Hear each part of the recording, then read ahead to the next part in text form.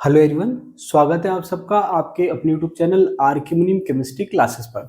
हम सॉल्व कर रहे थे स्टीरियो केमिस्ट्री के एमसीक्यू, उसी को कंटिन्यू करते हैं। तो देखिए, पहला क्वेश्चन जो है आज का वो है फॉर द जनरलाइज स्ट्रक्चर दे रखे है, मैं बना दूंगा। There exist what number of stereoisomer. तो कहने का मतलब है इसने एक कंपाउंड दे रखा है, एक मॉलिक्यूल दे रखा है और ये पूछना चाह रहा है कि इसके अंदर कितने स्टीरियो आइसोमर होंगे या इस मॉलिक्यूल के कितने स्टीरियो आइसोमर होंगे। तो इसके लिए मैं आपको एक फॉर्मूला बता दूं। देखिए, नॉर्मल जो फॉर्मूला होता है स्टीरियो आइसोमर का होता है वो होता है 2 की पावर n। अब यहां पर n क्या है? Number of किरल carbon. लेकिन यहां पर एक स्पेशल कंडीशन ऐड होती है जिसमें ये क्या हो जाता है, माइनस मीजो, ये आपके ओवरऑल आ जाता है। तो फॉर्मूला क्या हो गया, 2 की पावर n माइनस मीजो। अब इसका मतलब क्या हुआ कि अगर कंपाउंड मीजो कंपाउंड बना रहा है या अगर मॉलिक्यूल जो है मीजो फॉर्म शो करता है या मीजो फॉर्म की पॉसिबिलिटी है तो वो माइनस हो जाएगी। अब अगर मान लीजिए मीजो की पॉसिबिलिटी नहीं होती, अब पॉसिबिलिटी होगी या नहीं होगी मैं आपको अभी चेक करके बता दूंगा। अगर मीजो की पॉसिबिलिटी नहीं है तो सिंपल सा फॉर्मूला है 2 की पावर n। n का मतलब नंबर ऑफ किरल कार्बन। तो इसका मतलब क्या हुआ कि अगर किरल कार्बन एक है और मान लो मीजो नहीं है तो 2 की पावर 1 मतलब 2 आपके स्टीरियोआइसोमर होंगे। अगर 2 किरल कार्बन है तो 2 की पावर 2 मतलब 4, 3 है तो 2 की पावर 3 मतलब 8, इस टाइप से। अब ये जो आपके कंपाउंड है ये मैं आपको इस टाइप से बना के बता देता हूं कि जैसे मैंने कहा, मान लो कि पहला आपके है Br, मतलब CH2Br ऊपर है, ये CH2Br कह दिया मैंने, ठीक है। और नीचे जो है CH2Br ये नीचे है, मतलब लास्ट में है। तो CH2Br और CH2Br मैंने शो कर दिया। अब उसके बाद है CHCl। CHCl का मतलब क्या है कि ये एक साइड H है और एक साइड Cl है। एक बार को मैंने मन से बना दिया, राइट हैंड साइड पे H और लेफ्ट साइड। उसके बाद है CH2। अब यहाँ पर 2 हाइड्रोजन प्रेजेंट है तो मैं इसको 2 हाइड्रोजन लिख देता हूँ। उसके बाद है CHCl। अब यहाँ पर क्या है कि देखा जाए तो एक किरल कार्बन ये है और एक किरल कार्बन ये है, बीच का जो है वो किरल कार्बन नहीं है। तो ये जो 2 किरल कार्बन है तो इतना तो पता चल गया कि n की वैल्यू 2 होगी। अब मीजो की पॉसिबिलिटी का मतलब क्या है? मीजो कब पॉसिबल है? जब मॉलिक्यूल सिमेट्रिकल हो। सिमेट्रिकल का मतलब कि उसमें कोई प्लेन प्रेजेंट हो। अब यहां पर क्योंकि ऑड नंबर ऑफ कार्बन है, ओवरऑल अगर मैं कार्बन चेन की बात करूं तो ऑड नंबर ऑफ कार्बन है, तो मुझे चेक करना है कि मॉलिक्यूल में प्लेन लग रहा है नहीं लग रहा है। तो उसके लिए कैसे चेक करते हैं? अगर इवन कार्बन होते हैं तो वो बिल्कुल सेंटर में से जाता है, बिना किसी कार्बन मतलब 2 कार्बन के बीच में से जाता है प्लेन। और जब ऑड है तो आप चेक कैसे करोगे? प्लेन ऐसे बीच में से। तो अब आप क्या देखोगे कि ये वाला कार्बन तो आधा कट जाएगा। अब ऊपर और नीचे का जो एनवायरनमेंट है ओवरऑल वो आपके सेम है या डिफरेंट है? तो आप देखोगे CHCl CH2Br CHCl CH2Br same है। अब ये तो मैंने पर्टिकुलर स्टीरियो बना रखा मीजो वाला। तो अगर इस टाइप से कोई प्लेन प्रेजेंट है इसका मतलब उसमें मीजो की पॉसिबिलिटी है। तो यहां पर आप ओवरऑल देखोगे तो क्या देखोगे कि ये वाला अगर मैं स्टीरियो की बात करूं तो ये तो मीजो हो गया, जिसको आप इरिथ्रो कहते हो। क्या कहते हो? इरिथ्रो, दोनों सेम साइड। और अगर मैं अपोजिट कर दूं, जैसे मान लीजिए मैं इसको H को यहां कर दूं और Cl को यहां कर दूं, तो अब यहां पर प्लेन प्रेजेंट नहीं है। क्यों? क्योंकि अब ये मिरर इमेज नहीं बन रहा। तो ये क्या होगा, इसकी मिरर इमेज जैसे बनाओगे वो पेयर ऑफ एनेंटियोमर हो जाएगा। तो यहां पर आप क्या देखोगे कि 2 किरल कार्बन है, इरिथ्रो और थ्रियोफॉर्म। थ्रियोफॉर्म जो है वो आपके पेयर ऑफ एनेंटियोमर है जो कि ये है। और जो इरिथ्रोफॉर्म थी जिसमें सेम साइड था वो आपकी मीजो आ रही है। तो ओवरऑल आपके जो स्टीरियो आइसोमर की संख्या होगी वो 3 होगी। कितनी होगी? 3। तो इस टाइप के क्वेश्चन को आपको चेक करना है। कॉमन फॉर्मूला मैंने आपको बता दिया 2 की पावर n माइनस मीजो। लेकिन यहाँ पर इतना आसान नहीं है, थोड़ा सा आपको मॉलिक्यूल की स्ट्रक्चर वाइज उसको चेक करना पड़ेगा।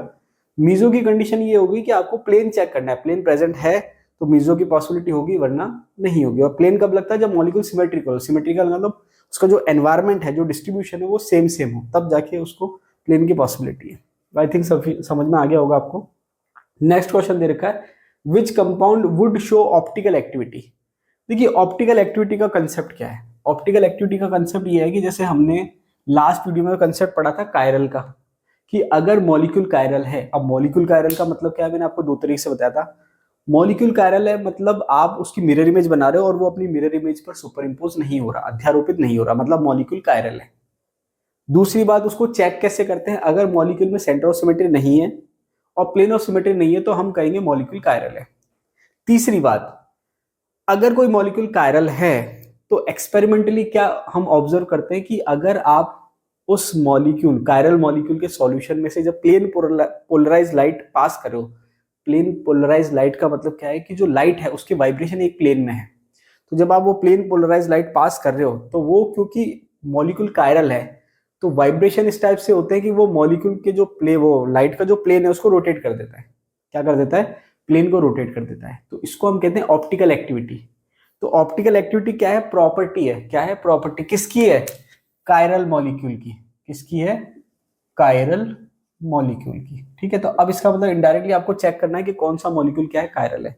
कुछ एक्सेप्शन भी होते हैं कि कुछ मॉलिक्यूल कायरल होते हैं लेकिन फिर भी वो ऑप्टिकली एक्टिव नहीं होते। अब क्योंकि उस क्वेश्चन में ये वाला पूछा नहीं है तो मैं ज्यादा डिटेल में नहीं बता रहा। उसमें internal compensation, external compensation factor काम में आते हैं। अब हम इस क्वेश्चन की बात करें तो इसी पे फोकस करते हैं। Which compound will show optical activity, मतलब कौन सा कंपाउंड कायरल है, इनडायरेक्टली ये पूछा है। पहला ऑप्शन है सिस 1,4 डाइमिथाइल साइक्लोहेक्सेन। अब जब हम साइक्लोहेक्सेन की बात करते हैं तो मैंने आपको बताया था कि ये चेयर फॉर्म में होता है और 1,4 पोजीशन की बात हो रही है तो 1,4 पोजीशन कुछ इस टाइप से होती है। ठीक है, अब यहां पर सिस और ट्रांस की एक बार को मैं बात छोड़ दूं तो 1,4 पोजीशन को जब हम चेक करते हैं तो जैसे मैंने लास्ट वीक में बताया था, मैं वापस बताता हूं कि ये पहला कार्बन है ऊपर, फिर ये 2 कार्बन नीचे, फिर ये 2 कार्बन ऊपर और फिर ये कार्बन नीचे। तो आप ये चेक करोगे कि जो पहला और चौथा कार्बन है वो कैसे है। एक कार्बन ऊपर है तो चौथा कार्बन का है नीचे है। कहाँ है? नीचे।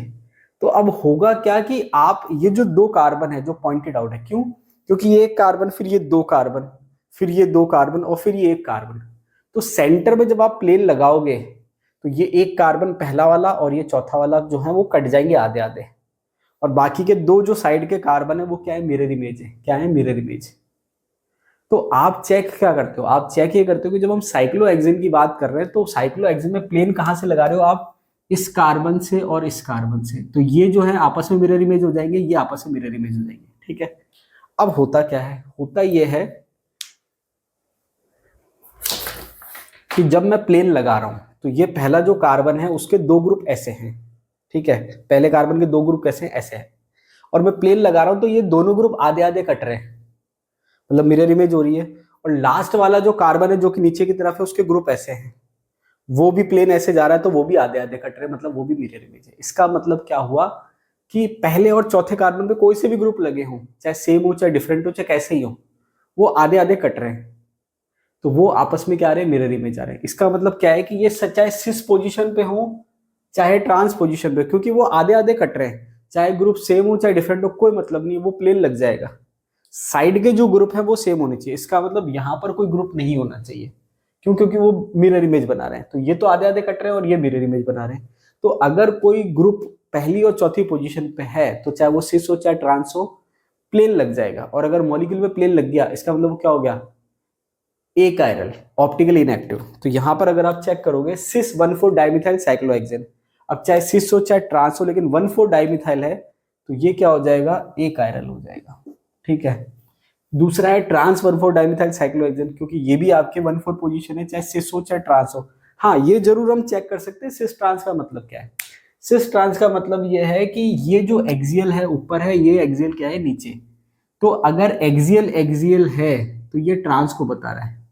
किसको बता रहा है? ट्रांस को। ठीक है, एक्सियल एक्सियल किसको बता रहा है? ट्रांस को। और एक्सियल इक्वेटोरियल जो है वो सिस को बता रहा है। ये सिस ट्रांस का कंसेप्ट बता दिया, लेकिन प्लेन दोनों में लग रहा है, मतलब वो क्या है? ऑप्टिकली इनएक्टिव है, ए कायरल है। ठीक है, अब बात आती है सिस 1,4 डाइमिथाइल साइक्लोहेप्टेन।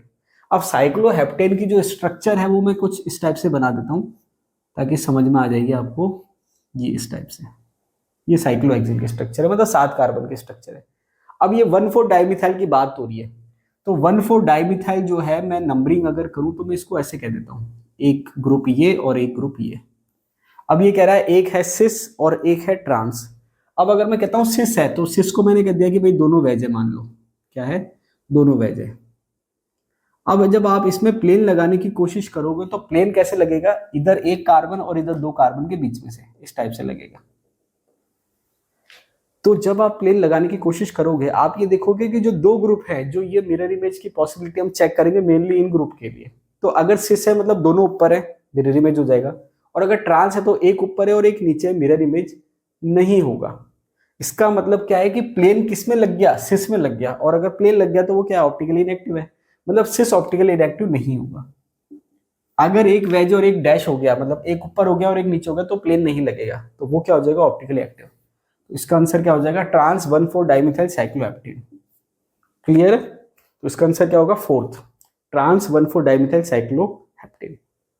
नेक्स्ट क्वेश्चन की बात करते हैं। In the Fischer projection formula the representation of mesobutane 2,3 diol is. अब यहां पर क्या कह रहा है ये, in the Fischer projection formula the representation of mesobutane 2,3 diol is. अब यहां पर अगर मैं मीसो की बात करूं तो ये मीसो जो है कुछ इस टाइप से है, ये OH, ये OH, ठीक है।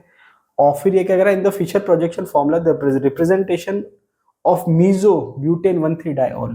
तो ब्यूटेन 1,3 डाइऑल की बात हो रही है, CH3, ये हो गया CH3, ठीक है, और ब्यूटेन 2,3 डाइऑल है, तो ये इस टाइप से हो जाएगा। तो मीसो का मतलब इसके बीच में क्या लग गया, प्लेन लग गया। क्या लग गया, प्लेन।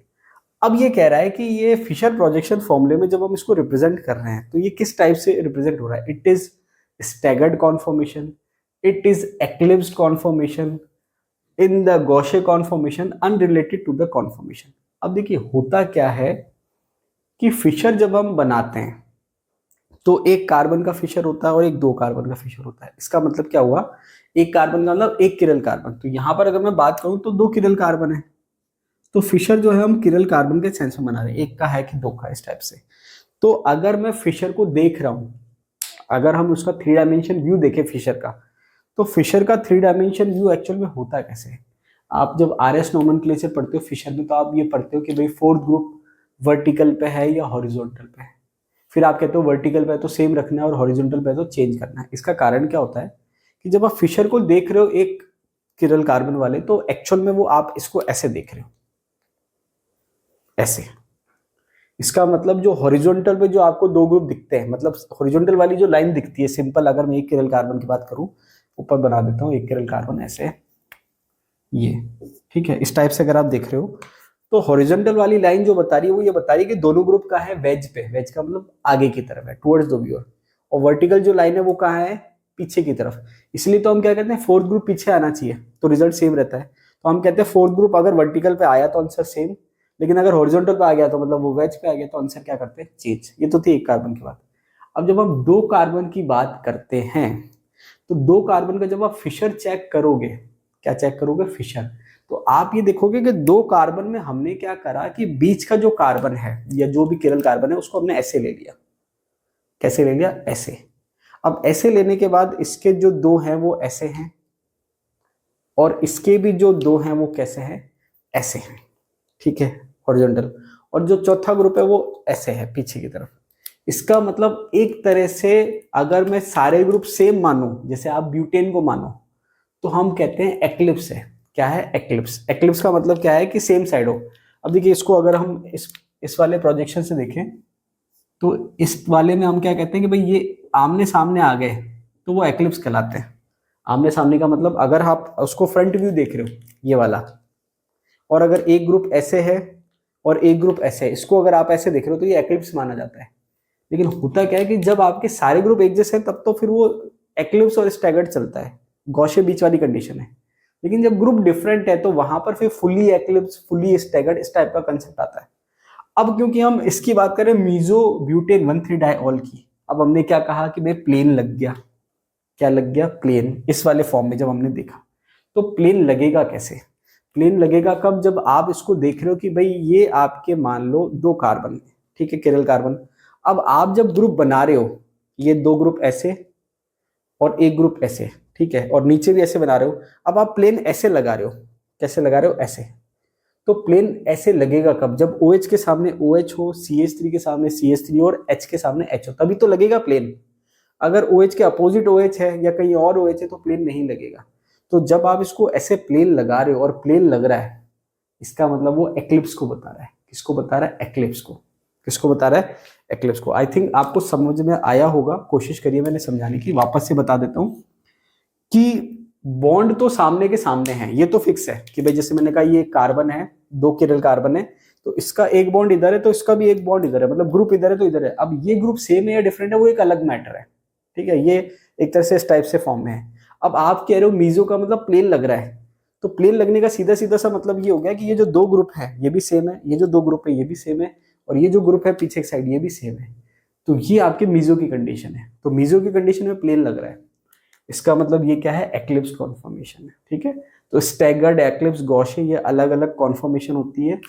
अगर आपके पूरा का पूरा, जैसे मान लीजिए ग्रुप सारे सेम है और ये बिल्कुल आमने सामने आ जाए तो एक्लिप्स, अपोजिट आ जाए तो स्टैगर्ड, और बीच की कोई कंडीशन है तो उसको गॉशे कहते हैं।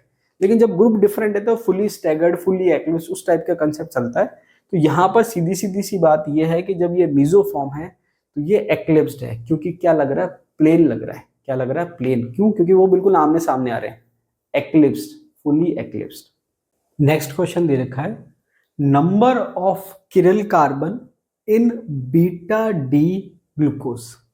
अब यहां पर जो क्वेश्चन है उसको आपको ध्यान से पढ़ना है। देखिए, अगर नॉर्मल ग्लूकोज लिखा होता कि भाई सिंपल ग्लूकोज के लिए आपको बताना है कि नंबर ऑफ किरल कार्बन कितने हैं, तो आंसर आता 4। लेकिन अगर वो आपको अल्फा या बीटा लिख के दे दे तो फिर आपका आंसर आएगा 5। अब ये क्योंकि देखा जाए तो थोड़ा सा इसमें बायोमोलिक्यूल्स वाला पोर्शन है, इसको मैं ज्यादा डिटेल में नहीं ले जा रहा, थोड़ा सा हिंट दे देता हूँ, क्योंकि नहीं तो फिर आपके पूरा ग्लूकोज की स्ट्रक्चर और ये सारी चीजें आ जाएंगी, तो वो अभी जरूरत नहीं है। ये मैंने कहा CHO और ये मैंने कहा CH2OH, ठीक है। ये तो आपके हो गए CHO CH2OH। अब आपके हर कार्बन पे, ये किरल कार्बन है, H और OH होता है। क्या होता है? H और OH। जहां तक मुझे ध्यान आ रहा है यही पोजीशन होती है, आप चाहो तो चेक कर लेना। अब यहाँ पर H और OH राइट है या लेफ्ट है वो फिलहाल उसका हम डिटेल में डिस्कशन नहीं कर रहे, वो आप चेक कर लेना, बायोमोलिक्यूल्स में हम पढ़ेंगे अच्छे से। अब मेन बात क्या है कि ये आपके ओपन स्ट्रक्चर कहलाती है, ओपन चेन स्ट्रक्चर किसकी? ग्लूकोज की। तो ओपन चेन स्ट्रक्चर जो होती है, अगर हम नॉर्मल ग्लूकोज कह रहे हैं तो हम ये वाली स्ट्रक्चर एक बार को मान लेते हैं क्वेश्चन के अकॉर्डिंग। तो यहाँ पर किरल कार्बन कितने? 4। लेकिन जब हम अल्फा डी ग्लूकोज या बीटा डी ग्लूकोज की बात करें तो वहां पर होता क्या है कि ये आपके H और OH हो गया, और इसका जो H है, ये आपके जो H है ये वाला, हाँ ये इससे जाके बॉन्ड बना लेता है, ठीक है। तो ये आपके, आप पढ़ते हो ग्लूकोज में फ्यूरेनोज रिंग, पायरेनोज रिंग, उस टाइप से, तो वो अभी डिटेल में नहीं जा रहा, मैं बायोमोलिक्यूल्स में पढ़ेंगे। तो यहाँ पर क्या हुआ कि जब आपने ये साइक्लिक स्ट्रक्चर बनाई तो ये एक किरल कार्बन और बन गया साइक्लिक में, तो अब हो गए 5। तो अगर आपसे नॉर्मल पूछे कि भाई ग्लूकोज में कितने किरल कार्बन होते हैं तो आंसर आएगा 4, और ग्लूकोज की स्टीरियो आइसोमर की संख्या पूछे तो 2 की पावर 4, उसके अकॉर्डिंग आंसर आ जाएगा। लेकिन अगर वो अल्फा या बीटा डी लिख के पूछ रहे कि कितने किरल कार्बन होंगे तो आंसर आएगा, कितने हो गए, 1 2 3 4 5, आंसर आ जाएगा ये। तो अकॉर्डिंग टू क्वेश्चन आपको चलना है। अगर आपसे सिंपल पूछ रहा है कि ग्लूकोज में कितने किरल कार्बन है तो आंसर आएगा 4 according to open chain structure. और स्टीरियो आइसोमर पूछे तो 2 की पावर 4, तो 2 की पावर 4 का मतलब 2 इंटू 2 इंटू 2 इंटू 2, 2 दूनी 4, 4 दूनी 8, 8 दूनी 16, आंसर आएगा 16। लेकिन अगर वो अल्फा डी ग्लूकोज या बीटा डी ग्लूकोज पूछ रहा है तो अल्फा डी बीटा डी का इनडायरेक्ट मीनिंग हो गया, साइकिल की बात हो रही है। अब अल्फा का क्या मतलब है, बीटा का क्या मतलब है, बायोमोलिक्यूल्स में पढ़ाऊंगा आपको। तो यहाँ पर आपके आंसर क्या आ जाएगा, 5। आई थिंक समझ में आ गया होगा। नेक्स्ट क्वेश्चन देखते हैं, which one of the following molecule is not chiral. देखिए होता क्या है कि जो कायरलिटी है ये एक्चुअल में मॉलिक्यूल की प्रॉपर्टी है कि भाई मॉलिक्यूल कायरल है या नहीं है, ये हमें चेक करना होता है। तो ओवरऑल मॉलिक्यूल अगर अपनी मिरर इमेज पर सुपर इम्पोज हो जाता है तो ए कायरल है, और नहीं होता तो वो कायरल है। अब मॉलिक्यूल में जो कायरलिटी आती है वो अलग अलग फैक्टर की वजह से आ सकती है, जिसमें सबसे कॉमन है कायरल सेंटर, कि अगर मॉलिक्यूल में कायरल सेंटर है या कायरल कार्बन है तो मॉलिक्यूल में कायरलिटी आ सकती है। अब वो मॉलिक्यूल हमेशा कायरल हो ऐसा जरूरी नहीं, अगर एक किरल कार्बन होगा तो कायरल होगा, लेकिन अगर एक से ज्यादा होंगे तो डिपेंड करेगा कि उसमें प्लेन की पॉसिबिलिटी है या नहीं, इसके अकॉर्डिंग। इसके अलावा कायरल सेंटर या कायरल कार्बन के अलावा कायरल एक्सिस भी होती है, कायरल प्लेन भी होता है, तो काफी सारी चीजें काम करती है। तो वो अब हम यहाँ चेक करें which one of the following molecule is not chiral, ये कह रहा है कि कौन सा मॉलिक्यूल कायरल नहीं है, ये चेक करना है। तो 4 ऑप्शन है, वो चारों चेक करते हैं। अब यहाँ पर क्या है कि ऑप्शन कैसे दे रखा है उसका भी बहुत इंपैक्ट पड़ता है, ये भी मैं आपको समझाऊंगा इसका क्या मतलब है कि ऑप्शन कैसे लिखा हुआ है। जैसे अभी ये इससे ही नहीं क्वेश्चन है, लिखा हुआ कैसे है, सिंपल ग्लूकोज कहता है तो आंसर होता है 4, लेकिन अल्फा डी या बीटा डी लिख दिया तो आंसर हो गया 5। तो लिखा हुआ कैसे, उसका बहुत इंपॉर्टेंट रोल होता है। अब यहाँ पर ये कह रहा है कि कौन सा कायरल है कौन सा नहीं है, ये हमें चेक करना है। तो पहले अगर हम एग्जाम्पल की बात करें तो इस टाइप का जब स्ट्रक्चर आपको मिलता है, डबल बॉन्ड एक साथ एक ही कार्बन पे, तो इसको हम एलीन कहते हैं, एलीन टाइप स्ट्रक्चर। क्या कहते हैं? एलीन टाइप स्ट्रक्चर। अब एलीन टाइप स्ट्रक्चर की खासियत क्या होती है? तो एलीन टाइप स्ट्रक्चर की खासियत ये होती है कि अगर मैं सिंपल इथीन बनाता हूं, समझाने के लिए बता रहा हूं, ये मैंने बनाया इथीन सिंपल, ठीक है। अब ये डबल बॉन्ड की जगह मैं इसको ऐसे कह देता हूं कि ये बीच में सिग्मा बॉन्ड है, और पाई बॉन्ड मैंने ऐसे बना दिया। इसका क्या मतलब हुआ? इसका मतलब ये हुआ कि आपके जब आपने इथीन की स्ट्रक्चर की बात करी तो आपने कहा कि भाई ये कार्बन कार्बन डबल बॉन्ड है, एक बार को मैं सिंगल बॉन्ड मान रहा हूं। फिर हमने कहा कि ये आपके 2 हाइड्रोजन, या इसको मैं इस प्लेन में मान लेता हूं कि भाई ये कार्बन ये कार्बन ये हाइड्रोजन ये हाइड्रोजन ये हाइड्रोजन ये हाइड्रोजन, तो ये पूरा मॉलिक्यूल प्लेन में है। अब होता क्या है कि जब आपके एक कार्बन पे डबल बॉन्ड आता है तो उसका संकरण होता है sp2, हाइब्रिडेशन क्या होता है sp2। तो ये स्ट्रक्चर अगर मैं सिंपल ऐसे बनाऊं तो ये मैंने स्ट्रक्चर बना दी, इसका हाइब्रिडेशन है sp2, तो sp2 की स्ट्रक्चर होती है ट्राइगोनल प्लेनर। तो यहां पर क्या है कि जो p ऑर्बिटल है फ्री, वो इसके क्या है, परपेंडिकुलर है ऐसे, और सेम टू सेम इसमें भी है। तो ये दोनों कार्बन के जो p ऑर्बिटल परपेंडिकुलर है आपस में पैरेलल है, ये पाई बॉन्ड बना रहे हैं। क्या बना रहे हैं? Pi bond. तो अगर 2 कार्बन के बीच में पाई बॉन्ड है तो उन दोनों कार्बन का जो प्लेन है वो सेम होता है। जैसे इनका जो प्लेन है वो क्या है, सेम। सेम का मतलब ये जो 2 हाइड्रोजन है वो, और ये जो 2 हाइड्रोजन है वो क्या है, सेम प्लेन में है। अब यहां पर क्या डिफरेंस आता है? डिफरेंस ये आता है कि इसमें भी डबल बॉन्ड है और इसमें भी डबल बॉन्ड है। इसका मतलब ये हुआ कि जब आप पाई बॉन्ड बना रहे हो तो कौन सा ऑर्बिटल काम में आ रहा है वो इंपॉर्टेंट है। अब बीच वाला कार्बन जो है वो sp हाइब्रिडाइज्ड है, ये sp2 है, ये sp है और ये sp2 है। अब इनमें फर्क क्या आएगा? फर्क ये आएगा कि जो सेंटर वाला कार्बन है उसमें हमने कहा sp संकरण है, मतलब एक p काम में आ गया, अब 2 p बच गए। तो अगर मान लो ये वाली एक्सिस को, सपोज कोई सी भी मान लो कि मैंने कहा कि ये सीधी जो एक्सिस आ रही है, जो ये आपकी जो बॉन्ड वाली एक्सिस है, ये मान लो कि सपोज एक्स एक्सिस है, मान लो कि सपोज एक्स एक्सिस है। अब 2 एक्सिस बच गई, वाई और जेड। तो एक एक्सिस होगी ऐसे और एक एक्सिस होगी ऐसे। तो अब क्या है कि जो बीच वाला कार्बन जो आपके पाई बॉन्ड बनाएगा, इससे अलग पी ऑर्बिटल से बनाएगा और इससे अलग पी ऑर्बिटल से बनाएगा। तो उससे ओवरऑल होगा क्या? उससे ओवरऑल होगा कि ये जो दो जो ग्रुप का जो प्लेन है, इसमें तो सेम प्लेन थे, लेकिन इसमें क्या होता है, प्लेन परपेंडिकुलर हो जाता है क्योंकि इसके अलग अलग पी ऑर्बिटल काम में आ रहे हैं। तो ज्यादा डिटेल में नहीं जा रहा। इसका मतलब ये हुआ कि अगर ये जो 2 ग्रुप है वो अगर ऐसे हैं, इसका प्लेन ऐसे है, तो इसका प्लेन ऐसे होगा परपेंडिकुलर। इसका मतलब ये हुआ कि अगर मैं कहूं, ठीक है, ये बीच वाला कार्बन तो लीनियर हो गया। अब अगर मैं कहूं कि ये जो 2 ग्रुप है इसका प्लेन ऐसे है, तो ये जो 2 ग्रुप है इसका प्लेन ऐसे होगा। ठीक है, इसका मतलब इसके 2 ग्रुप अगर ऐसे हैं, इस प्लेन में है, तो इसके 2 ग्रुप इस प्लेन में होंगे ऐसे। अब ये जो कंडीशन है इसमें हम चेक करते हैं एक्सिस ऑफ कायरलिटी। कैसे चेक करते हैं कि अब जब ये इस टाइप की जब स्ट्रक्चर है तो अब आप इसमें 2 तरीके के प्लेन लगा के ट्राई करोगे, या तो ऐसे या ऐसे। जैसे मान लो मैंने कहा ये वाला है, तो जब मैं इसको ये वाला प्लेन लगाऊंगा तो ये वाला प्लेन लगाऊंगा तो ये आधे आधे कट जाएंगे सारे, लेकिन इसमें चेक करने की जो 2 ग्रुप है वो मिरर इमेज है या नहीं। और जब मैं ऐसे लगाऊंगा तो ये आधे आधे कट जाएंगे, तो इसमें चेक करना है कि 2 ग्रुप सेम जो है मिरर इमेज है या नहीं। तो उसमें होता क्या है, होता यह है कि ये जो 2 ग्रुप है वो और ये जो 2 ग्रुप है वो आपस में डिफरेंट होनी चाहिए। इसका मतलब ये दोनों डिफरेंट होनी चाहिए और ये दोनों डिफरेंट होनी चाहिए। आपस में सेम हो डिफरेंट उससे मतलब नहीं है। अगर ये दोनों ग्रुप सेम हो गए तो क्या होगा कि जब आप प्लेन लगाओगे तो ये तो आधे आधे कट गया और ये मिरर इमेज हो जाएगी।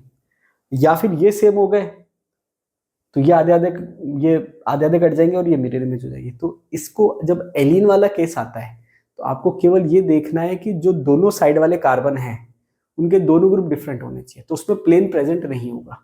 तो चाहे आप ये वाला प्लेन लगाओ चाहे ये वाला प्लेन लगाओ, प्लेन नहीं लगेगा। ठीक है, तो उस केस में आपने क्या देखा कि भाई ये दोनों ग्रुप भी डिफरेंट है, ये दोनों ग्रुप भी डिफरेंट है, प्लेन प्रेजेंट नहीं है, मतलब ये क्या है, कायरल है। ये क्या है, कायरल है। ठीक है, अब मुझे ध्यान नहीं रहा तो मैंने पहले सेकंड ऑप्शन सॉल्व करा दिया, फर्स्ट ऑप्शन तो मैंने पढ़ा ही नहीं। अब पढ़ लेते हैं। फर्स्ट ऑप्शन क्या दे रखा है, इसका मतलब जो सेकंड ऑप्शन है एलिन, वो कायरल दे रखा है, उसने ए कायरल पूछा है। अब ये मैंने आपको मेरे हिसाब से समझाने की कोशिश करी है, आप इसको और चेक कर लेना और पढ़ लेना। एलिन के केस में क्या होता है कि जो आपके दो दो ग्रुप का जो प्लेन है, एक का प्लेन ये है तो एक का प्लेन ये है परपेंडिकुलर, तो अब आप जब चेक करते हो कि ये वाला प्लेन तो ये दोनों ग्रुप आधे कट गए और ये वाला प्लेन तो ये दोनों ग्रुप आधे कट गए, तो दोनों ग्रुप डिफरेंट होंगे, तो ये वाला प्लेन लगाए तो ये आपके मिरर इमेज नहीं बनेगी, और ये वाला प्लेन लगाए तो ये डिफरेंट है तो ये मिरर इमेज नहीं बनेगी। ठीक है, अब पहला ऑप्शन है 2,3 di hydroxy butanoic acid. Check करते हैं क्या होता है। ब्यूटेनोइक एसिड में मैंने कहा 2 COH हो गए और 2,3 डाई हाइड्रोक्सी, ये मैंने कहा OH OH H और H, तो ये ओवरऑल ये वाली स्ट्रक्चर है।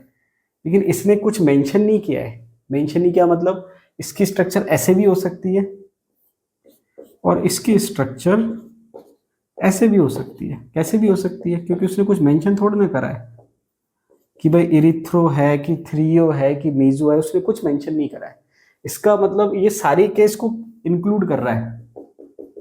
ये क्या कर रहा है, सारे केस को इंक्लूड कर रहा है। तो इसको एक बार होल्ड में छोड़ देता हूं मैं। ठीक है, समझ में आ रही बात। 2,3 डाइहाइड्रोक्सी ब्यूटेनोइक एसिड का मतलब ये वाली स्ट्रक्चर भी हो सकती है, ये वाली स्ट्रक्चर भी हो सकती है, ये मिरर इमेज हो रही है इसके, 2 किरल कार्बन है इसमें। ठीक है, इसने मेंशन नहीं करा कि कौन सा है, मतलब सारी पॉसिबिलिटी चेक कर सकते हो। थर्ड ऑप्शन पे आ जाते हैं। अब थर्ड ऑप्शन जो है, यहाँ इसने केवल SO3H शो करा, यहाँ H है, यहाँ भी H है, तो ये भी एक्सिस ऑफ कायरलिटी का एग्जाम्पल है। एलिन जो है वो भी एक्सिस ऑफ कायरलिटी का एग्जाम्पल है, ये भी एक्सिस ऑफ कायरलिटी का एग्जाम्पल है। तो इस केस में भी क्या है कि ये जो बाइफिनाइल का जो स्ट्रक्चर आ रहा है उसमें दोनों साइड अगर ग्रुप डिफरेंट है तो उसमें प्लेन नहीं लगेगा, क्योंकि ये आपके जो 2 बेंजीन रिंग है वो ऐसे है, एक बेंजीन रिंग ऐसे है तो दूसरी बेंजीन रिंग ऐसे है। तो अब जब एक बेंजीन रिंग ऐसे है तो इसके ग्रुप जो है ये ऐसे है तो इसके ग्रुप ऐसे हो गए, और ये ऐसे है तो इसके ग्रुप ऐसे हो गए। अब आप जब प्लेन लगाओगे तो अगर ये दोनों ग्रुप डिफरेंट है तो प्लेन नहीं लगेगा, और ये वाला ग्रुप लगाओगे तो ये दोनों डिफरेंट है तो प्लेन नहीं लगेगा। तो यहाँ पर आप देखोगे ये दोनों भी डिफरेंट है और ये दोनों भी डिफरेंट है। तो एक्सिस ऑफ कायरलिटी में आपको केवल यही चेक करना है कि जो दोनों साइड जो दो ग्रुप है वो आपस में डिफरेंट होनी चाहिए। तो इसमें भी प्लेन नहीं लग रहा, मतलब ये भी क्या है, कायरल है। ये भी क्या है, कायरल है। तो ये भी कायरल हो गया, ये भी कायरल हो गया, इसको होल्ड पे छोड़ दिया। चौथा लिखा हुआ मीजो 2,3 ब्यूटेन डायऑल, तो इसको मैं यही बना देता हूं स्ट्रक्चर को, ब्यूटेन डायऑल। तो ब्यूटेन का मतलब ये CH3, ये CH3। अब 2,3 डायऑल का मतलब 2 OH लगेंगे। तो अगर ये कुछ नहीं लिखता तो मुझे ये कंफर्म नहीं होता कि 2 OH लगाने का है, जैसे उसमें मुझे नहीं पता, लेकिन इसने लिख के दे दिया मीजो। क्या लिख के दे दिया, मीजो।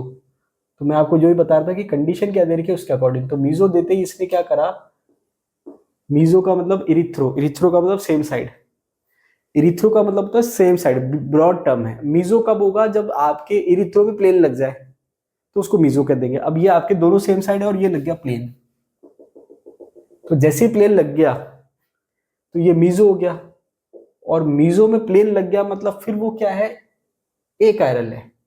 नॉट कायरल का मतलब ए कायरल है। अब क्योंकि पहले ऑप्शन में उसने कुछ मेंशन नहीं करा है कि भाई मीजो है कि इरिथ्रो है कि थ्रियो है, तो उसमें सारी पॉसिबिलिटी है, तो सारी पॉसिबिलिटी में ये भी आता है और ये भी आता है। तो वहां पर आप उसमें क्योंकि कुछ पॉसिबिलिटी ये भी है तो इसमें आप इसको कायरल मान सकते हो। तो अकॉर्डिंग टू ऑप्शन जब ये कह रहा है कि विच इज नॉट कायरल, तो जो बिल्कुल स्पेसिफिक आंसर है वो ये हो गया, क्योंकि इसने मीजो लिख दिया। अगर इसमें मीजो नहीं लिखता और सिंपल 2,3 ब्यूटेन डायऑल लिखता, लेकिन यहां मीजो लिख देता, तो फिर आंसर ये हो जाता। तो अकॉर्डिंग टू ऑप्शन आपको चेक करना है। तो आपने क्या देखा कि ये दो तो साफ साफ दिख रहे हैं कि ये कायरल है, इसमें उसने कुछ मेंशन नहीं करा है। तो इसमें आपके पूरे मॉलिक्यूल में 2 किरल कार्बन है, इरिथ्रो थ्रियो, इरिथ्रो और थ्रियो। ये थ्रियो है पेयर ऑफ इनइंचोमर और इरिथ्रो क्या है, मीजो। सेम टू सेम इसमें होगा कि जो इरिथ्रो है वो मीजो है और थ्रियो है पेयर ऑफ इनइंचोमर, लेकिन क्योंकि उसने मीजो लिख दिया वो क्या है, ए कायरल है, ऑप्टिकली इनएक्टिव है। तो आंसर क्या हो जाएगा, मीजो। आई थिंक क्लियर हो गया होगा। तो ऑप्शन कैसे दे रखा है उसका बहुत इंपैक्ट पड़ता है। पहला और चौथा ऑप्शन लगभग सेम था, लेकिन उसने चौथे में मीजो लिख दिया, तो इसलिए आंसर क्या हो गया, ये हो गया फोर्थ। नेक्स्ट क्वेश्चन की बात करते हैं। नेक्स्ट क्वेश्चन क्या कह रहा है, ये दो स्ट्रक्चर दे रखी है, ठीक है, आप चेक कर लेना, ये करेक्शन कर लेना नोट्स में, इसमें Cl लिखा हुआ है यहाँ पर, ठीक है, HClIBr एंड HIBrClR, ये दो स्ट्रक्चर दे रखी है। अब जब इस टाइप से स्ट्रक्चर दे रखी हो तो आपको चेक करना होता है कि भाई सेम है, डिफरेंट है, आइडेंटिकल है, इनैंशियोमर है कि डाइस्टीरियोमर है, etc। तो इसका तरीका बता देता हूं कि अगर एक किरल कार्बन का आपको मॉलिक्यूल दे रखा है इस टाइप से, जैसे इसमें भी एक किरल कार्बन है और इसमें भी एक किरल कार्बन है, तो आपको क्या चेक करना है कि भाई दोनों सेम है या डिफरेंट। सेम या डिफरेंट का मतलब क्या है, एक किरल कार्बन के केस में क्या होगा कि एक R है तो दूसरा भी R हो, एक पॉसिबिलिटी है, एक S है तो दूसरा भी S हो, एक पॉसिबिलिटी ये है, एक R है तो दूसरा S हो सकता है, एक S है तो दूसरा R हो सकता है, इसके अलावा कोई पॉसिबिलिटी नहीं है। मतलब या तो दोनों R हो या दोनों S हो, या एक R एक S हो या एक S एक R हो। तो ये जो पॉसिबिलिटी है कि दोनों R है या दोनों S है, ये सेम वाली कहलाती है। सेम, या आप इसको आइडेंटिकल भी कह सकते हो, ठीक है। और जब ये वाली पॉसिबिलिटी कि एक R एक S है या एक S एक R है, तो ये आपके कहलाता है इनैंशियोमर। ये क्या कहलाता है, इनैंशियोमर। ये एक की बात हो रही है। अगर दो हैं, ठीक है, अगर क्या है, दो हैं, तो दो मैं लिखता हूं ऐसे, ये आर आर है। तो अगर आर आर का आर आर आ रहा है या एस एस का एस एस आ रहा है, तो ये आएगा सेम में, सेम या फिर आइडेंटिकल, ठीक है। अगर आर आर का एस एस आ रहा है, ठीक है, या एस एस का आर आर आ रहा है, तो ये आपके आता है इनैंशियोमर। या फिर आर और एस का एस और आर आ रहा है, तो ये भी इनैंशियोमर होता है, ठीक है। लेकिन अगर आर आर का आर एस आ जाए, तो ये कहलाता है डायस्टीरियोमर। ये थोड़ा मैंने आपको समझाने के लिए बता दिया। सिंपल सा मतलब ये है कि अगर मॉलिक्यूल में एक किरल कार्बन है, तो दो स्ट्रक्चर दे रखी है, दो स्टीरियो दे रखी है, दोनों की कॉन्फ़िगरेशन सेम है, मतलब ये भी आ रहा है, ये भी आ रहा है, या ये भी ऐसे, ये भी ऐसे, तो वो क्या है, सेम है, आइडेंटिकल है। अगर ये आ रहा है और ये ऐसे है, तो अपोजिट है, मतलब इनैंशियोमर है। तो ये तो जब एक किरल कार्बन है। अगर एक से ज्यादा किरल कार्बन है, अब वो दो हो सकते हैं, तीन हो सकते हैं, चार हो सकते हैं, पांच हो सकते हैं, छह हो सकते हैं, जितनी भी आपकी इच्छा हो, तो उसमें आपको क्या चेक करना है कि सारे कार्बन की जो स्टीरियो है वो सेम है। सेम का मतलब क्या है कि ये आर आर है तो ये भी आर आर है, ये एस एस है तो ये भी एस एस है, या ये आर एस है तो ये भी आर एस है, तो वो सेम ही आइडेंटिकल में जाएगी। सारे केरल कार्बन की स्ट्रक्चर मतलब स्टीरियो सेम है, तो वो सेम ही आइडेंटिकल में जाएगी। और सारों के अपोजिट है, सारों के अपोजिट का मतलब आर आर की एस एस हो जाए, कहा गया, आर आर की एस एस हो जाए तो इनैंशियोमर हो जाएगी, या एस एस की आर आर हो जाए, या आर एस की एस आर हो जाए, मतलब सारे अपोजिट हो गए तो वो इनैंशियोमर में आ जाएगा। लेकिन इसके बीच की कोई कंडीशन हो, ना तो सारे आइडेंटिकल हो ना सारे अपोजिट हो, तो वो डायस्टीरियोमर में जाएगा। किस में जाएगा, डायस्टीरियोमर। ये मैंने आपको थोड़ा सा डिटेल में बता दिया ताकि आपके कंसेप्ट क्लियर हो जाए। और बाकी थ्योरी में तो मैंने आपको पढ़ाई रखा है, आप वीडियो चेक कर लेना। अब आते हैं क्वेश्चन पे। अब क्योंकि केवल एक किरल कार्बन है, तो हमको क्या चेक करना है, आर एस नोमेनक्लेचर चेक करना है। अब आर एस नोमेनक्लेचर आपको आना चाहिए, नहीं आता है तो कोई बात नहीं, सीख लेंगे, कोई बहुत मुश्किल काम नहीं है। आपको बस ध्यान क्या रखना है कि आपको चार जो ग्रुप है उसकी प्रायोरिटी डिसाइड करनी है, और इतने कोई टिपिकल नहीं देते कि आप डिसाइड नहीं कर पाओ। सबसे पहला क्या है कि जो पहला एटम जुड़ा हुआ है उसका आप एटॉमिक नंबर चेक करो, जिसका एटॉमिक नंबर ज्यादा होगा उसकी प्रायोरिटी ज्यादा होगी। तो यहाँ पर अगर मैं प्रायोरिटी डिसाइड करने बैठूं, तो जहां पर भी आपको हाइड्रोजन दिख जाए उसमें आप क्या करो, आंख बंद कर लो, उसको चौथा नंबर डाल दो। चौथा का मतलब सबसे लास्ट प्रायोरिटी, क्योंकि इससे कम एटॉमिक नंबर तो किसी का है नहीं। अब ये जो चार है, तीन है, क्लोरीन, ब्रोमीन और आयोडीन, सबसे ज्यादा एटॉमिक नंबर किसका है, आयोडीन का, पहला नंबर, दूसरा और ये तीसरा, ठीक है। अब होता क्या है कि जब आपने नंबरिंग दे दी, अभी मैंने आपको थोड़ी देर पहले वीडियो में बताया था कि फिशर प्रोजेक्शन में नियम क्या चलता है कि आपने जब चार ग्रुप की नंबरिंग दे दी 1 2 3 4, फिर आप चौथे को भूल जाओ, चौथे को छुपा दो, और 1 2 3 4 रोटेट करके देखो कैसे रोटेट हो रहा है। तो ये ऐसे रोटेट हो रहा है, ये एंटी क्लॉकवाइज है। अब हिंदी में मुझे नहीं पता वामावर्ती या दक्षिणावर्ती के क्या कहते हैं, एंटी क्लॉकवाइज है ये, ठीक है। अब होता क्या है कि अगर हम नॉर्मल चेक करें तो क्लॉकवाइज के लिए आर होता है, एंटी क्लॉकवाइज के लिए एस होता है, लेकिन जो फोर्थ ग्रुप है वो वर्टिकल पे होना चाहिए, मतलब पीछे की साइड होना चाहिए, जैसे मैंने आपको बताया था फिशर में। लेकिन अगर फोर्थ ग्रुप हॉरिजॉन्टल पे है, मतलब वो आगे की तरफ है, तो आंसर चेंज हो जाएगा। चेंज का मतलब क्लॉक का आर होता है तो उसका एस हो जाएगा, और एंटी क्लॉक का एस होता है तो वो आर हो जाएगा। तो अब ये एंटी क्लॉक का नॉर्मली क्या होता है, एस होता, लेकिन ये फोर्थ ग्रुप में आ गया हॉरिजॉन्टल पे, तो ये हो गया आर। तो इसकी कॉन्फ़िगरेशन आर आ रही है। दूसरा ये है, इसको भी चेक कर लेते हैं। तो ये चौथा, ये पहला, ये दूसरा और ये तीसरा। तो चौथे को छोड़ दो। अब आप ये मत कहना कि ये पास में आ रहा है, एक के बाद दो ही आएगा, तो इसको छोड़ दो, वन के बाद टू, फिर थ्री, ये ऐसे रोटेट होगा। चौथे को काउंट नहीं कर रहा रोटेशन में। ये भी एंटी क्लॉकवाइज आ रहा है, लेकिन चौथा का है हॉरिजॉन्टल पे, आंसर चेंज मतलब आर। तो पहला भी आर आ रहा है और दूसरा भी आर आ रहा है। तो जब दोनों आर आ रहे हैं मतलब क्या हो गया, सेम हो गए, आइडेंटिकल हो गए, तो ये आंसर आ जाएगा। बात समझ में आ रही है? तो यहां पर हमने क्या देखा कि जब दो आपके स्ट्रक्चर दे रखे तो आप सबसे बेस्ट सटीक तरीका, कोई गलती नहीं, आर एस निकाल लो। दोनों का सेम आ रहा है तो आंसर सेम है, और डिफरेंट आ रहा है तो मतलब इनेंशियोमर है। डिफरेंट होता या फिर इनेंशियोमर भी ऑप्शन में होता, या तो आप सेम की जगह ऑप्शन को आइडेंटिकल कह सकते हो और डिफरेंट की जगह आप उसको इनेंशियोमर कह सकते हो। वो ऑप्शन कैसे दे रखा उस पर डिपेंड करता है। तो ये सबसे सटीक तरीका है आर एस निकालने का। या फिर मान लो आप आर एस निकालना नहीं चाहते हो तो आपका एक तरीका और भी है। क्या तरीका है? आप इस स्ट्रक्चर से ये वाली स्ट्रक्चर कैसे बना सकते हो, कितने चेंज करके बना सकते हो। तो मैंने क्या करा, हाइड्रोजन को तो फिक्स कर दिया, फिर मैंने क्या करा, क्लोरीन और आपके ब्रोमीन दे रखा है, आयोडीन दे रखा है, सारे दे रखे हैं। तो मैंने क्या करा, चेंज करा, इन दोनों को चेंज कर दिया।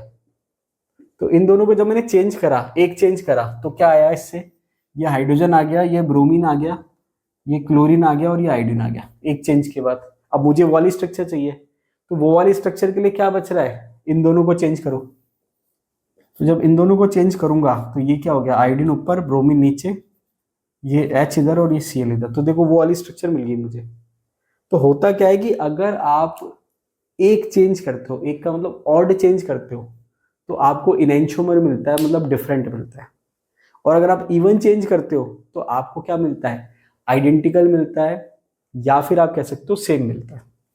इसके अलावा एक तरीका और है, अगर आप क्या कर रहे हो, चार जो आपके दे रखे ग्रुप, उसमें से किसी भी एक ग्रुप को फिक्स कर दो, बाकी तीन ग्रुप को कैसे रोटेट कर लो, क्लॉकवाइज और एंटी क्लॉकवाइज। अगर सेम आ गया तो आंसर क्या आएगा, सेम। अब ये इसका क्या मतलब है समझाने के लिए बताता हूं। मैंने क्या करा, इस हाइड्रोजन को कर दिया मैंने फिक्स।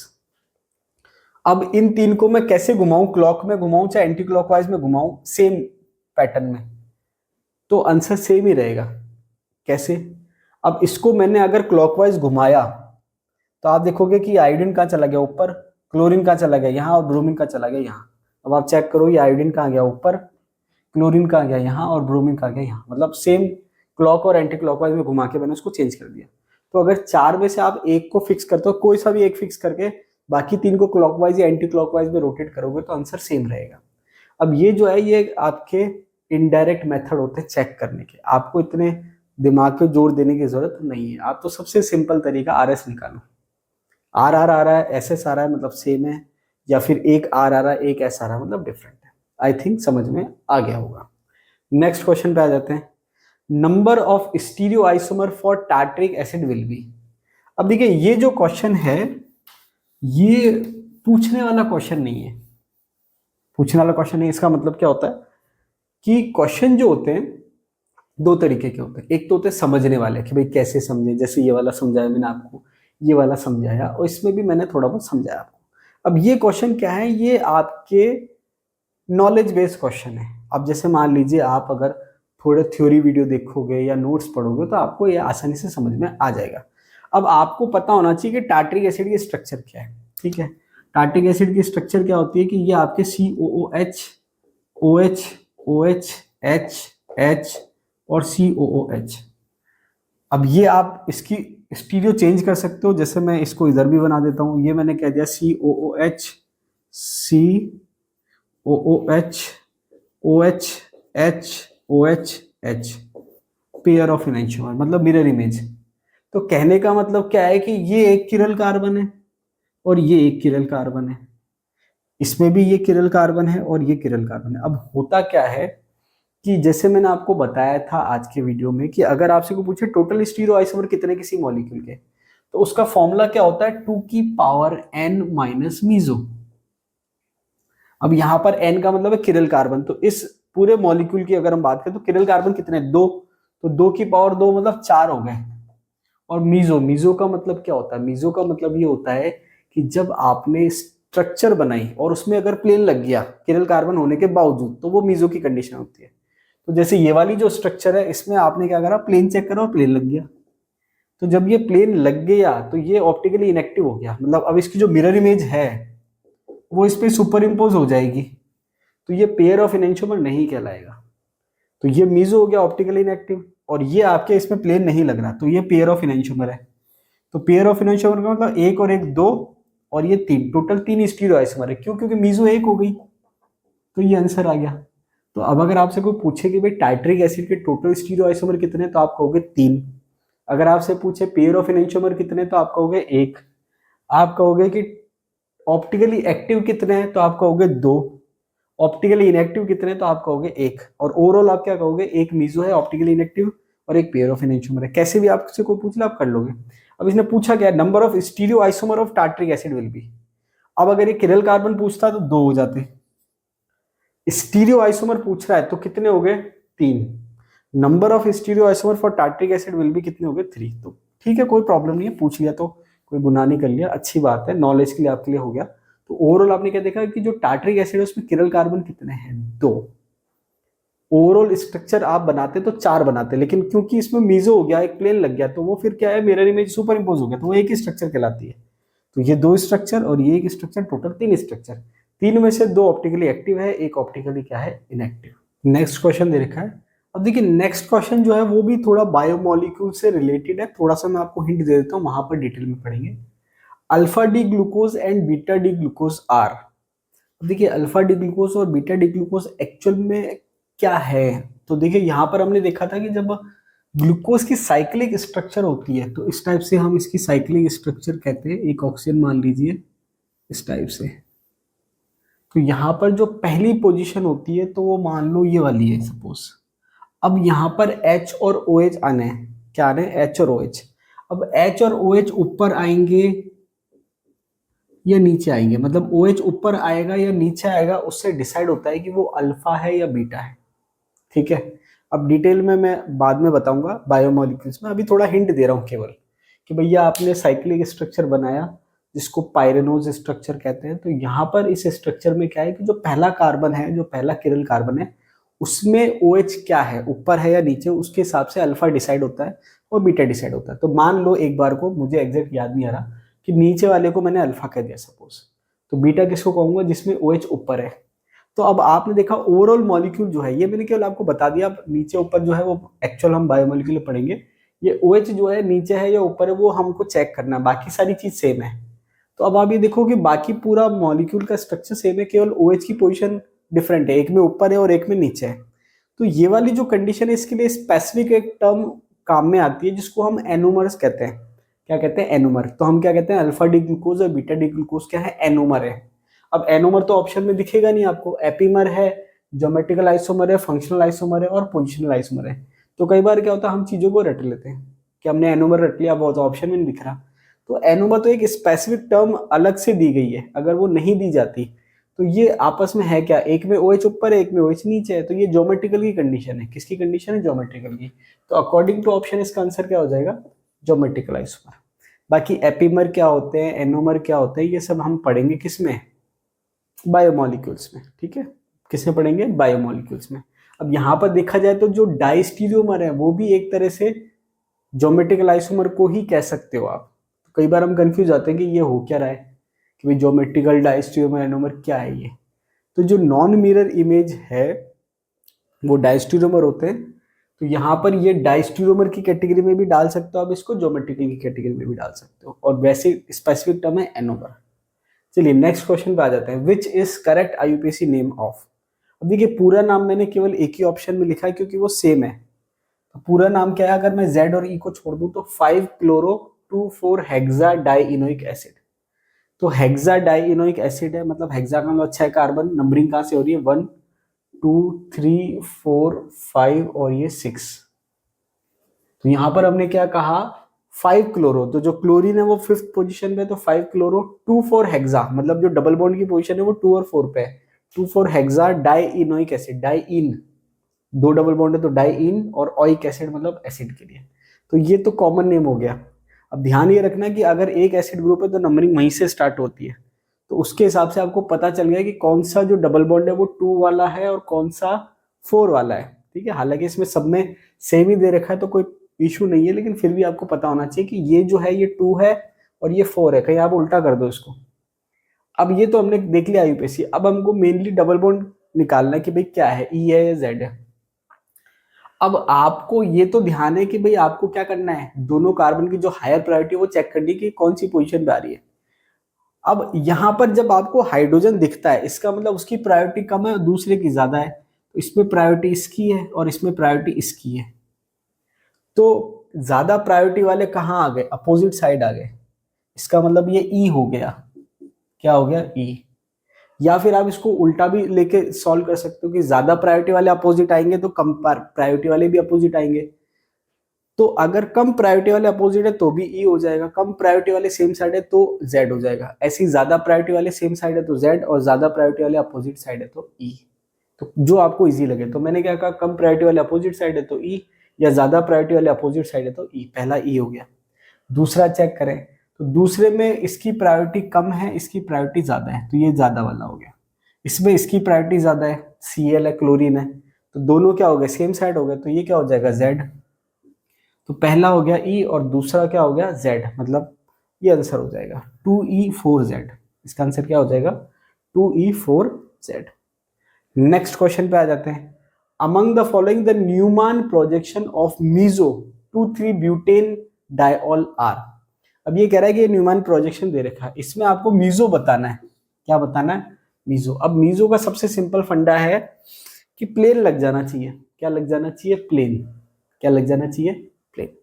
अब मीजो में प्लेन लगना चाहिए। अब प्लेन लगता कब है, कि जब आपके मिरर इमेज बन जाए। तो मिरर इमेज बनने का मतलब क्या है, मिरर इमेज बनने का मतलब यह है कि अगर मान लो 3 ग्रुप में ऐसे बता रहा हूं, एक कार्बन के, तो जो दूसरा कार्बन है, ये मान लो पीछे वाला कार्बन, जो दूसरा कार्बन है उसकी मिरर इमेज कब बनेगी, जब ये एज इट इज आगे आ जाए। ठीक है, तो मतलब ये ग्रुप और ये ग्रुप सेम हो जाए, ये ग्रुप और ये ग्रुप सेम हो जाए, और ये ग्रुप और ये ग्रुप क्या हो जाए, सेम, बीच में प्लेन लग गया। तो सेम कब आएगा, जब ये एज इट इज और एज इट इज आमने सामने आ जाए। अब इसको चेक करने का तरीका क्या है कि अगर ये ग्रुप ए है, ये बी है और ये सी है, तो आपने क्या चेक करा, ए के बाद बी आ रहा है, बी के बाद सी आ रहा है, तो मिरर इमेज के लिए ये इधर आ गया, तो ये भी एज इट इज होना चाहिए एबीसी, मतलब एबीसी क्लॉकवाइज है तो एबीसी क्लॉकवाइज इधर भी होनी चाहिए। अब इसको चेक कैसे करें, तो चेक करने का सबसे सिंपल तरीका है कि रोटेट करके चेक करना है, कि भाई मुझे रोटेट करना है। अब आप इसको आगे वाले को रोटेट करो या पीछे वाले को रोटेट करो, वो आपकी चॉइस है। मैं तो रोटेट भी नहीं कर रहा। मैंने क्या चेक करा, मैंने चेक ये करा कि यहां पर अगर मैं इसकी बात करूं, मिथाइल के बाद क्या आ रहा है, हाइड्रोजन। ठीक है, और हाइड्रोजन के बाद आ रहा है OH। यहां चेक करो, मिथाइल के बाद क्या आ रहा है, हाइड्रोजन, और हाइड्रोजन के बाद क्या आ रहा है, OH।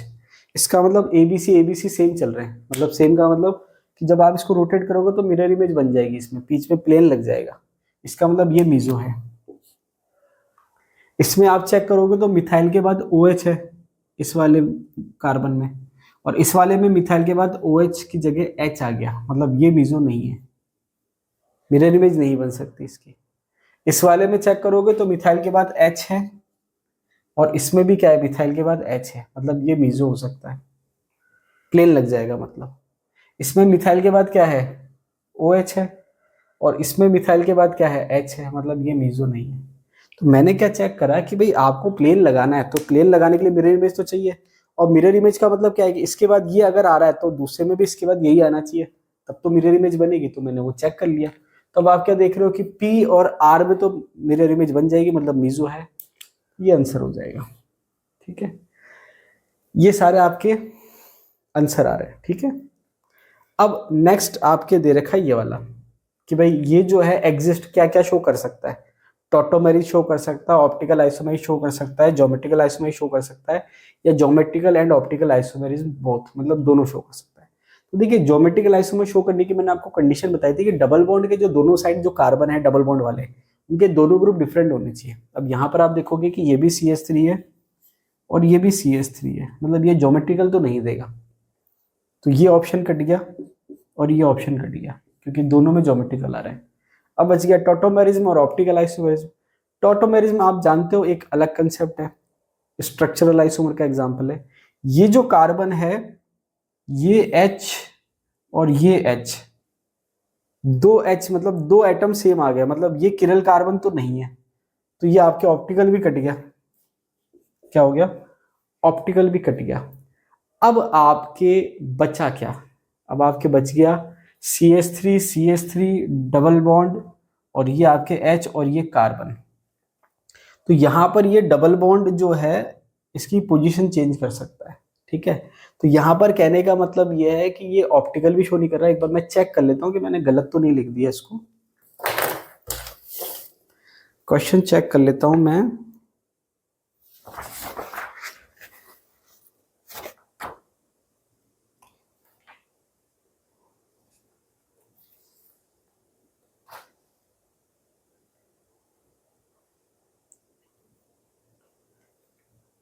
देखिए यहाँ पर हो सकता है कि कुछ करेक्शन हो, क्योंकि ये जो है आपके ऑप्टिकल अगर ये शो करेगा तो उसके लिए दोनों एटम डिफरेंट होनी चाहिए। तो हो सकता है कि मैंने टाइपिंग कुछ एरर कर दी हो, ये दोनों ग्रुप डिफरेंट होंगे, तो इसको मैं करेक्शन वाला जो है आपके बता दूंगा कि ये दोनों जो है हाइड्रोजन की जगह क्या आएंगे, तो इसको मैं करेक्शन करवा दूंगा।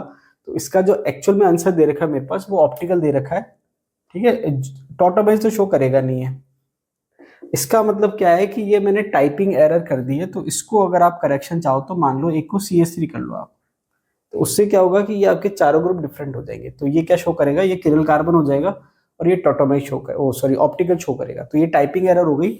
यहाँ पर आपके जो चार ग्रुप हैं जिसमें से दो हाइड्रोजन सेम हो गए, उसमें से आप एक ग्रुप को डिफरेंट कर लो, तो डिफरेंट करने से ये किरल कार्बन हो जाएगा। तो ज्योमेट्रिकल तो नहीं देगा, ये क्या दे देगा? ऑप्टिकल दे देगा। तो ये करेक्शन आप कर लेना इसमें से।